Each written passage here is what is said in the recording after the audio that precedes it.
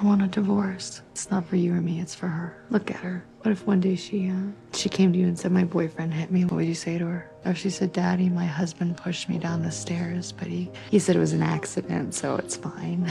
If she said her husband held her down and she begged him to stop, but he swore he'd never do it again, what would you tell her? My mother was trapped in my father's violence, unable to break free. Now I face my husband's violence too. I just want to run far away. In my home, my father was like a time bomb. He would erupt from time to time, hurting my mother and hurting my love, Atlas. I was young then, watching helplessly as my injured love was carried into an ambulance. I could do nothing but cry. At my father's funeral, my mother asked me to write 5 things I loved about him in the eulogy. I held the blank paper, but my mind flashed with images of him throwing punches. In the end, I put down the paper and left. That night, I sat on the rooftop for a long time. A loud crash suddenly woke me up. An angry man stood before me. He thought I was going to harm myself. Will you please get down from there? I poured all my pain out to him. He listened quietly, with serious eyes, making me forget for a moment his fist that had just smashed the wall. Later, we fell in love, until one time while cooking together, his violence appeared again. I fell to the ground, instinctively pushed him away, and accidentally injured his hand. The rising guilt made me temporarily ignore his violence. Atlas advised me to leave him, not to repeat my mother's path. I thought I would be different from my mother, but Lyle heard our conversation, and their conflict became more severe. Lyle forbade me from contacting Atlas again. Atlas worried I would face violence again, and secretly left me his phone number. But Lyle still found out. No matter how I explained, he didn't believe me. During the argument, he completely lost control. I fell down the stairs and lost consciousness. When I woke up, he was treating my wounds, whispering that it was just an accident. After the wounds healed,